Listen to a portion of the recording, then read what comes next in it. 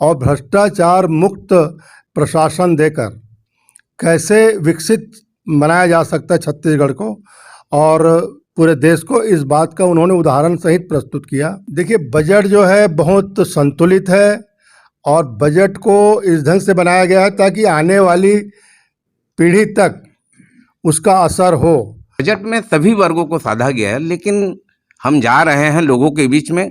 कर्मचारी, विशेषकर दैनिक वेतन भोगी हैं, जो संविदा में हैं और प्राइवेट में जो हैं कर्मचारी जो काम कर रहे हैं शासकीय विभागों में, उनके लिए कुछ घोषणाएं कुछ नहीं की गई है, उनको लाभ नहीं दिया गया है। इसको क्या कहेंगे? भारतीय जनता पार्टी एक और कह रहा था कि कांग्रेस मुक्त भारत होगा और कांग्रेस के नेताओं को एक एक करके भारतीय जनता पार्टी में शामिल किया जा रहा है। क्या अपने कार्यकर्ताओं पर भरोसा नहीं रह गया सेंट्रल में बैठे बीजेपी की सरकार को? देखिए, भारतीय जनता पार्टी 370 पार करेगी और हमारा जो एनडीए अलायंस है इसकी सीटें 400 आएंगी, ये माननीय मोदी जी ने कहा है और ये हमारा संकल्प है और ये हमारा लक्ष्य है।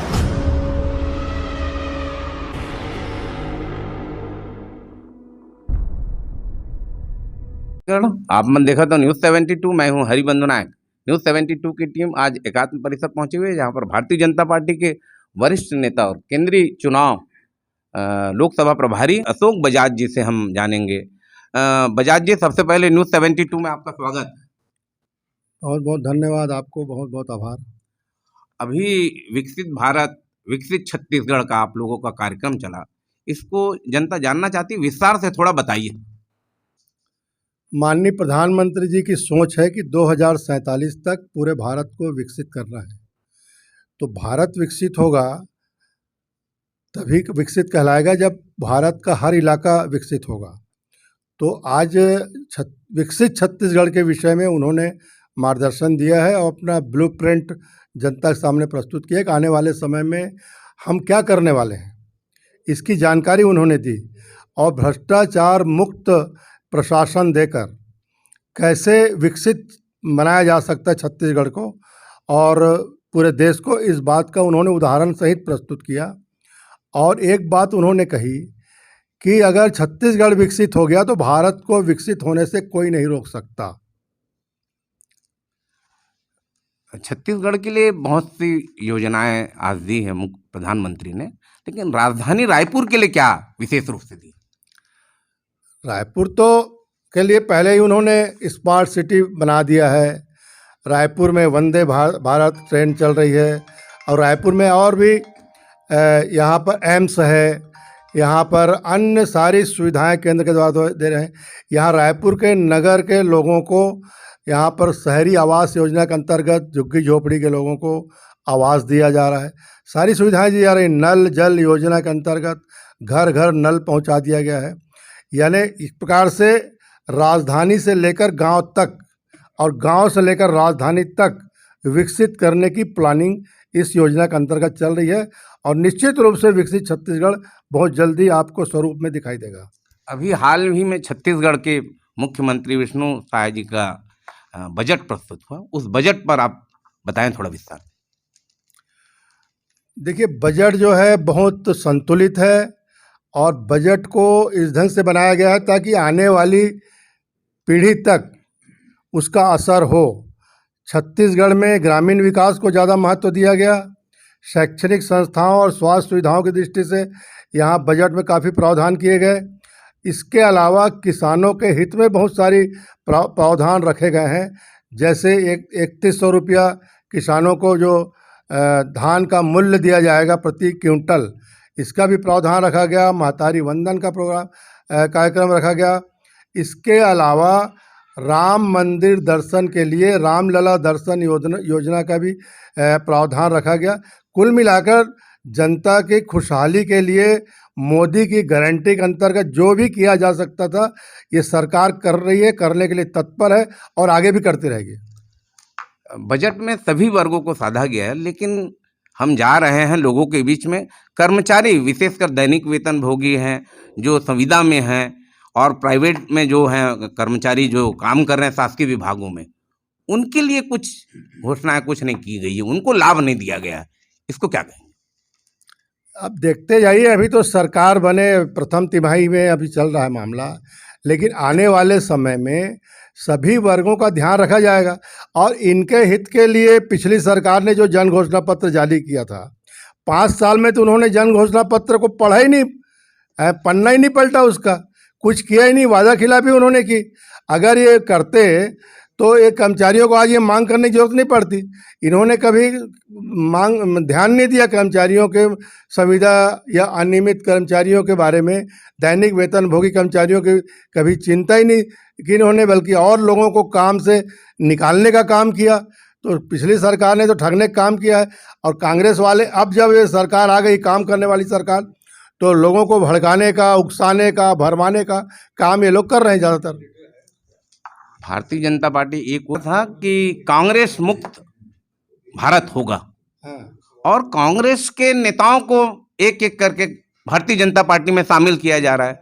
क्या अपने कार्यकर्ताओं पर भरोसा नहीं रह गया सेंट्रल में बीजेपी की सरकार को? नहीं, आपको कैसे लग रहा है कि भारतीय जनता पार्टी को अपने कार्यकर्ताओं पर भरोसा नहीं रहा? जिस हिसाब से हम देख रहे हैं, कांग्रेस के बड़े बड़े नेता, कमलनाथ मध्य प्रदेश से, महाराष्ट्र से चौहान जी को शामिल किया जा रहा है, और आए दिन रोज किसी न किसी कांग्रेस के बड़े नेता भारतीय जनता पार्टी में प्रवेश कर रहे हैं। इसको किस नजर से देखते हैं? भारतीय जनता पार्टी कहा करती थी कि कांग्रेस मुक्त भारत होगा, फिर ऐसी क्या मजबूरी पड़ रही कि इनको अपने शामिल किया जा रहा है? ये कह नहीं, भारतीय जनता पार्टी में लोग आ रहे हैं, इनका हृदय परिवर्तन हो रहा है। पिछले 10 वर्षों में जिस प्रकार से देश में विकास के काम हुए हैं, एक संरचना खड़ी हुई है, अधोसंरचना का विस्तार हुआ है, गरीब कल्याण के काम हुए हैं, महिलाओं के उत्थान का काम हुआ है, नौजवानों को आगे लाने के लिए काम हुए हैं। तो इन कामों से प्रभावित होकर ये लोग कांग्रेस छोड़ रहे हैं। दूसरी बात यह कि कांग्रेस का नेतृत्व ऐसा है कि वहाँ पूंजीवाद है, वहाँ व्यक्तिवाद है, वहाँ परिवारवाद है, और इसके कारण से लोग अब कांग्रेस से सबका मोह भंग हो रहा है। जो लोग कांग्रेस में हैं वो वहाँ से निकलने के लिए छटपटा रहे हैं और मौके की तलाश कर रहे हैं। लोकसभा चुनाव आने वाले समय में 2 महीने बाद होना है। आप केंद्रीय कार्यालय के प्रभारी हैं, रायपुर लोकसभा, छत्तीसगढ़ स्तर के आप बड़े नेता हैं, कैसी तैयारी चल रही है, आप थोड़ा बताएं। और प्रत्याशी इस बार क्या रायपुर से छत्तीसगढ़ में नए, क्योंकि प्रैक्टिकल करती है, नए लोगों को अवसर देती है भारतीय जनता पार्टी, क्या कहेंगे आप? भारतीय जनता पार्टी 8 काल 12 महीना 24 घंटे काम करने वाली पार्टी है। एक चुनाव खत्म होता है, दूसरे चुनाव की तैयारी शुरू हो जाती है, माने कोई घर नहीं बैठता है। और हम लोकसभा चुनाव सामने है, तो लोकसभा चुनाव की दृष्टि से जो भी प्रारंभिक तैयारियां करनी है, चाहे कार्यालय खोलने का काम हो, चाहे हमारे बूथ स्तर के कार्यकर्ताओं को गतिशील और सक्रिय करने का काम हो, ये हम भली भांति कर रहे हैं। हमारे जो पार्टी की जो इकाइयां हैं, विभिन्न इकाइयां, मंडल की, शक्ति केंद्रों की, जिलों की, ये सब इस अभियान में लगे हैं। अभी हमारा जो चल रहा है कार्यक्रम, जो चलने वाला है 1 मार्च से, लाभार्थी संपर्क अभियान चलने वाला है। इस अभियान के अंतर्गत हमारे कार्यकर्ता घर घर जाएंगे और मोदी जी का पत्र देंगे, और मोदी जी का संदेश हर मतदाता तक पहुंचाने की योजना इस अभियान के अंतर्गत है। और इसके लिए रायपुर लोकसभा क्षेत्र में 12,000 मैदानी कार्यकर्ताओं को प्रशिक्षित किया जा रहा है। इस बार भारतीय जनता पार्टी करीब 400 सीट पार होंगे, इसको क्या जानते हैं? देखिए, भारतीय जनता पार्टी 370 पार करेगी, और हमारा जो एनडीए अलायंस है, इसकी सीटें 400 आएंगी। ये माननीय मोदी जी ने कहा है, और ये हमारा संकल्प है, और ये हमारा लक्ष्य है।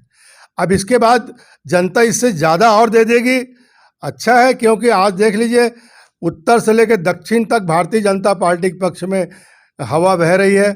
आज श्री राम मंदिर बनने के बाद आज जिस ढंग से लोगों के मनोभाव में आया है कि भारतीय जनता पार्टी जो कहती है वो करती है, जो करती है उसे कहती है, तो भारतीय जनता पार्टी के प्रति लोगों का विश्वास जागा है। और जन जागरण बढ़ने से भारतीय जनता पार्टी का जनाधार बढ़ा है, और आने वाले समय में जब लोकसभा चुनाव होंगे तो 400 पार का जो नारा दिया गया है, निश्चित रूप से 400 पार होगा, और कांग्रेस कहीं नज़र नहीं आने वाली है। हमारे माननीय मुख्यमंत्री जी ने भी कहा है कि कांग्रेस विलुप्त होने के कगार पर है। कांग्रेसी कहीं मैदान में नजर ही नहीं आने वाले हैं। लोकसभा के प्रत्याशियों की सूची कब तक आने की संभावना? अब ये मेरा काम नहीं है दादा, मैं तो एक आप बड़े नेता हैं, आपके संपर्क में रहते हैं। मैं एक सामान्य कार्यकर्ता हूँ और टिकट चयन के लिए अलग पार्टी की एक प्रक्रिया होती है। उस प्रक्रिया के अंतर्गत काम चल रहा है, लोगों के नाम मांगे जा रहे हैं और सर्वे भी हो रहे हैं और अलग अलग प्रकार से लोगों से जानकारियाँ इकट्ठी की जा रही है। उसके बाद ही हमारी पार्टी का जो सिस्टम है उसके हिसाब से प्रत्याशी का चयन होगा, नाम सामने आएगा। जो भी नाम सामने आएगा वो ये आप मान के चलिए कि मन भावन नाम रहेगा और जनता उसे सर आंखों पे लेगी और पूरे 11 के 11 सीटों पर छत्तीसगढ़ में भारतीय जनता पार्टी फतह हासिल करेगी। ये थे अशोक बजाज जी। आप देख रहे थे न्यूज़ 72। मैं हूँ हरिबंधु नायक। नमस्कार।